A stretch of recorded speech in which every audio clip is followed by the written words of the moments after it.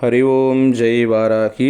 வாழ்க்கையில் எல்லோரும் எப்பயுமே சந்தோஷமாக இருக்க முயற்சி பண்ணிக்கிட்டே இருங்க. நன்றி. வாராகி மாலையுடைய அடுத்த ஒரு பதிவு, 3வது பாடல்.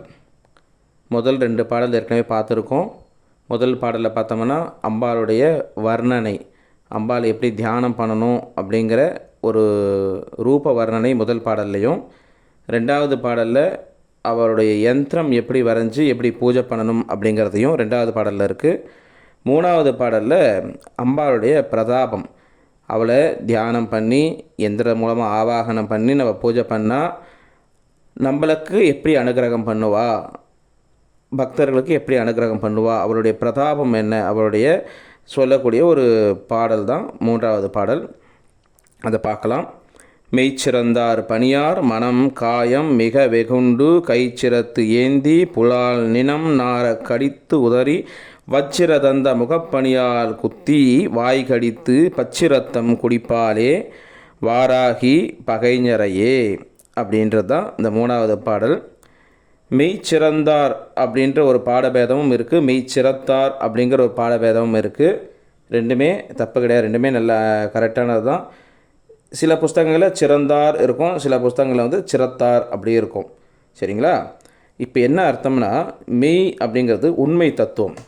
வாராகியோடைய உண்மை தத்துவத்தை உணர்ந்து யாரெல்லாம் அவளை பூஜை பண்ணுறாங்களோ அவங்களுடைய மனசை யாராவது காயப்படுத்தினாலோ இல்லைன்னா அவங்கள துன்புறுத்தினாலோ, இப்போ வாராகி உபாசனை பண்ணுறவங்களை யாராவது எதிரிகள் மனசளவில் துன்பப்படுத்தினாலோ இல்லைன்னா உடல் அளவில் அவங்கள துன்பப்படுத்தினாலோ அம்பாள் என்ன பண்ணுவாலாம், பயங்கர கோபத்தோடு எழுந்துப்பாலாம். மிக வெகுண்டு அப்படின்ற அர்த்தம், அதாவது சாதாரண கோபம் கிடையாது, பயங்கரமான கோபத்தோடு எழுந்து என்ன பண்ணுறாள்னா, அந்த எதிரியுடைய தலையை வெட்டி, ஒரு கையால் கத்தி எடுத்துக்கிட்டு தலையை வெட்டி சிரத்து ஏந்தி கையில் எடுத்துக்கிறாளாம். ஒரு தலையை வெட்டி எடுத்துக்கிட்டு அந்த ரத்தம் வருதுங்க இல்லையா, ஒரு மாதிரி கெட்ட வாசனையே இருக்க அந்த ரத்தத்தை குடிப்பாளாம்.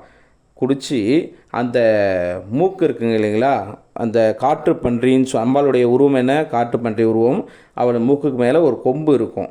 அந்த கொம்பு எப்படிப்பட்ட கொம்பானா வச்சிரதந்தம் அப்படின்னா, வஜ்ரம்ங்கிறது ஒரு உறுதியான பொருளுக்கு வஜ்ரம் சொன்னால், அதனால தான் இந்திரன் கையில் இருக்க ஆயுதம் வஜ்ராயுதம்னு பேர்.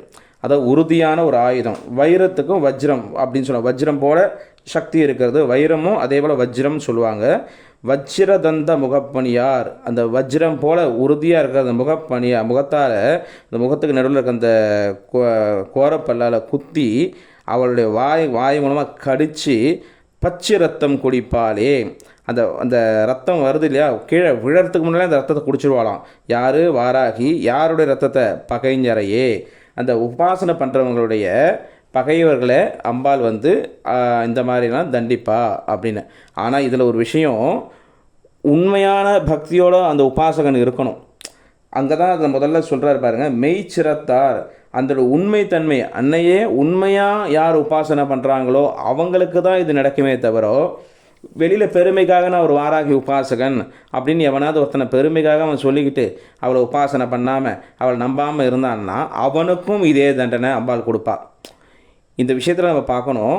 எதிரிகளை தண்டிக்கிறது வேறு விஷயம், அவனே ஒரு உபாசகனே தப்பானவனாக இருந்தான்னா அவனுக்கும் இந்த தண்டனை அம்பாள் கொடுப்பாள். அதை தான் இங்கே அம்பாள் இங்கே அந்த கவிஞர் இங்கே சொல்கிறார், வீரை கவிராஜ பண்டிதர் இங்கே அது சொல்கிறார். ரொம்ப ஒரு அற்புதமான ஒரு பாடல் இது. இந்த பாடலை யார் யாரெல்லாம் உபாசனை பண்ணுறோமோ பாராயணம் பண்ணுறோமோ அவங்களுக்கெல்லாம் இதுக்கு ஒரு பலசுருத்தி சொல்லணும் இல்லையா. என்ன பலன் இதுக்கு? இந்த பாடலை பாராயணம் பண்ணால் ஒரு பேய் பிசாசு அதெல்லாம் நம்மக்கிட்ட அண்டாது, ரொம்ப கொடுமையான நோய்கள் நம்மக்கிட்ட வராது. அப்படி வந்தாலும் நோய்கள் நம்மளை விட்டு சீக்கிரத்தில் விலகிடும். எல்லாத்துக்கு மேலே நம்மளுக்கு யாரும் பகைவர்கள் இருக்க மாட்டாங்க, பகைவர்கள் நம்மளை விட்டு விலகுவாங்க. அப்பேற்பட்ட அற்புதமான ஒரு பாடல் இந்த 3வது பாடல். இந்த பாடலை டெய்லியும் பாராயணம் பண்ணுங்கள்.